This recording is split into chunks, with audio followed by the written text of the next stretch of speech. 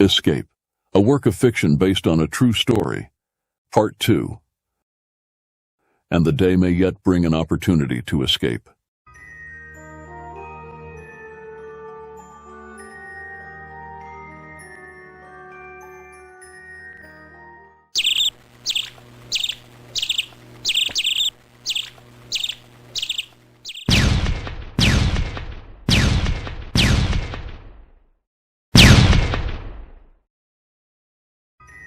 The forested park and its massive trees brought calm and reassurance, and the day may bring an opportunity to escape. The work gang rested on the grass as the guards from the prison camp climbed into the trucks and drove off. Their departure gave me a chance to size up the new guards who would accompany us to our work site, wherever that was. I shared earlier that many of the prison guards were young teenagers. On the other hand, the new guards were older men, many of whom were overweight. Some seemed infirm, in need of medical care. Several of the guards did not have uniforms. Some had only parts of uniforms. However, I could easily tell who the commanders were because they rode in the trucks. All the guards carried either automatic rifles or Uzis, and none seemed in a good mood. As I studied them, I continued to toy with the idea of attacking one and wresting away his gun. When we formed up to start out march to our work location, I asked one of the British NCOs, whom I knew spoke German, what the guards were saying. He said he did not know. They weren't speaking German. Probably some Slavic language. I now believed that the guards were part of a mercenary army, hired by the SS. Germans could no longer be spared to guard prisoners on work gangs.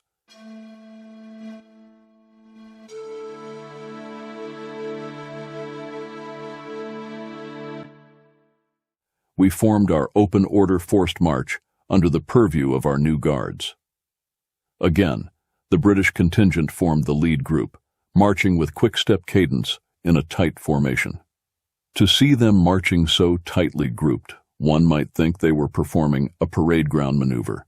You would not have known that they were leading 500 POW prisoners to forced labor projects performing excruciating work under the most difficult circumstances.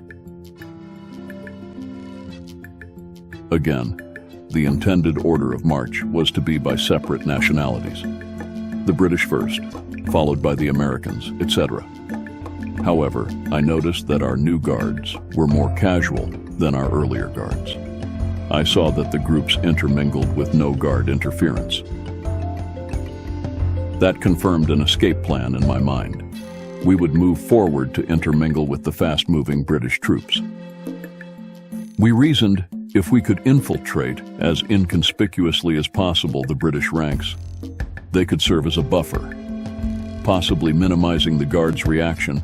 Maybe they would hold their fire to avoid shooting them. So, we moved up by cautious spurts until we were about center in the British group. Of course, we brought those in our immediate vicinity into our confidence about our intentions. They thought we were crazy Yanks. They probably had a point. I noticed that the British contingent was not as heavily guarded as the others. Initially, there were only 4 guards for the whole contingent. In contrast, the Poles had 25 to 30 guards around their contingent. After a couple of miles, one of the guards for the British contingent fell behind, unable to keep up with the blistering pace. Then I noticed that 2 of the guards for the British contingent had moved close together and were having an extended conversation with each other. That left only the 1 guard on the other side. The odds were getting better.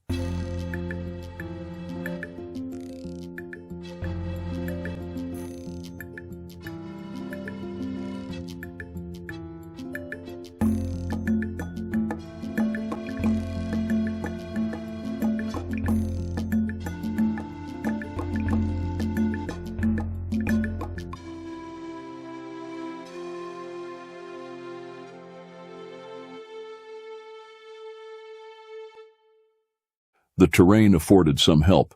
It was up and down and flowed unevenly left and right, causing our gravel road in the forest to be winding and narrow.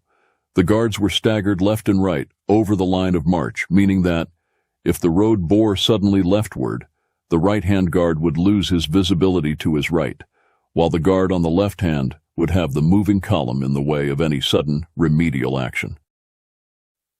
Hopefully, those factors would prevent the guards from emptying their guns onto the POWs who were around us.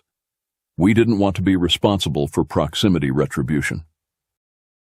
The big unknown was how qualified these new guards were with longer-range targets. My own gut told me they were not that good. But I could have been wrong.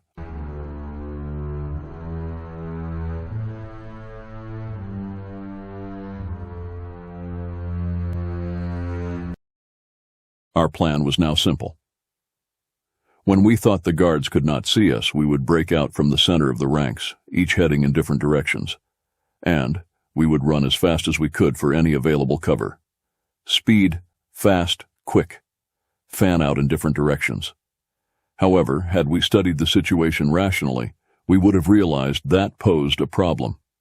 We were terribly underweight, probably as much as 60 pounds.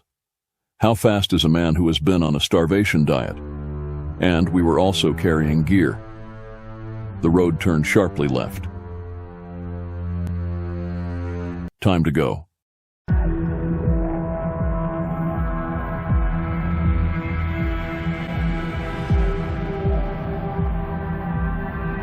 Time to go. Time to go. Time to go.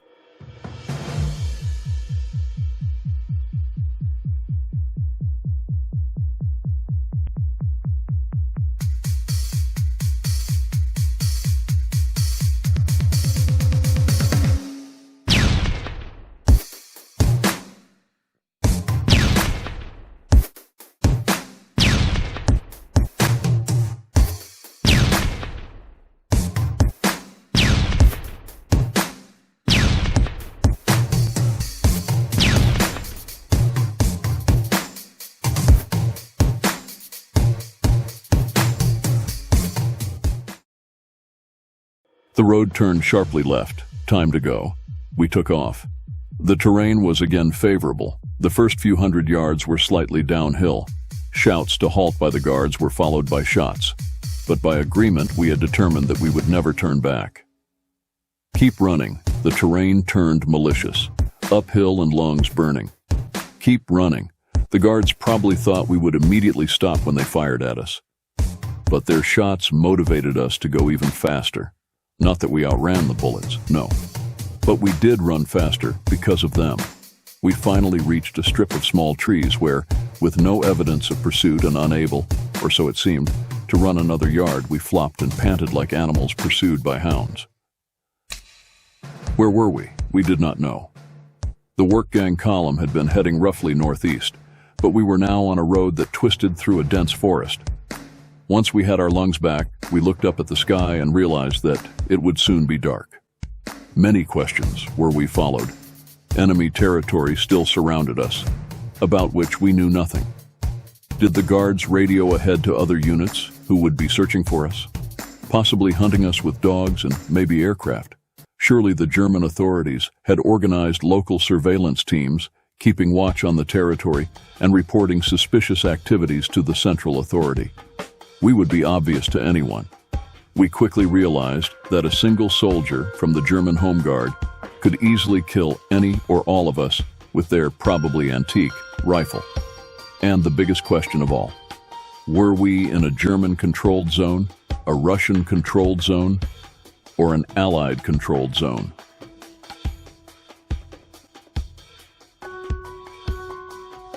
From the reports on the camp's jerry-rigged clandestine radio, we knew things were very fluid. Russians were coming from the east, the British from the north, and the Americans from the south. But the last report we heard was now several days old. Things probably had changed since we heard it.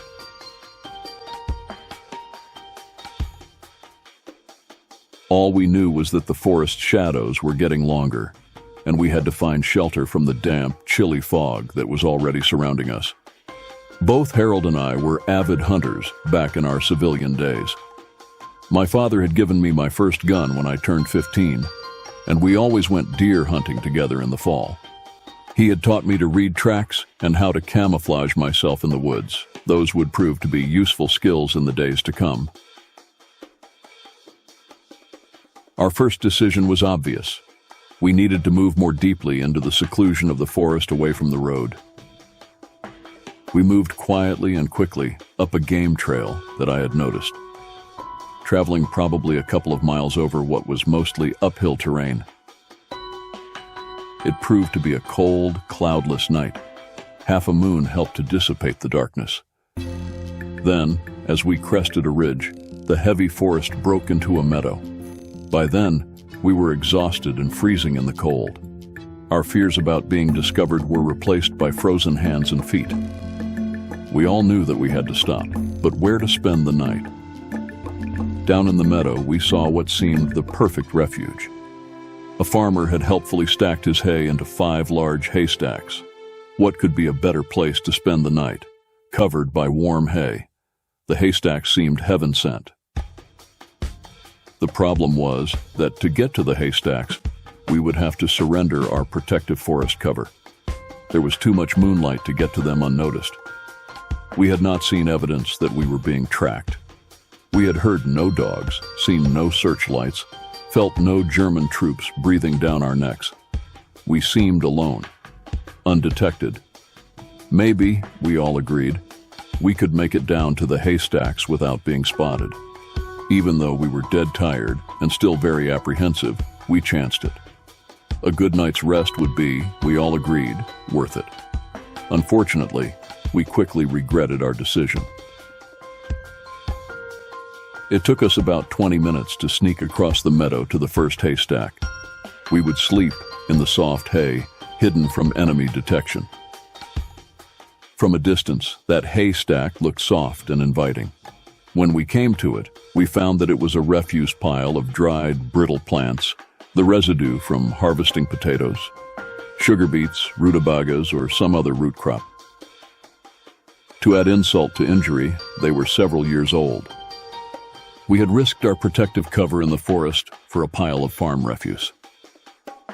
We quickly returned to the forest and built a bivouac from pine needles, and then quickly fell off to sleep.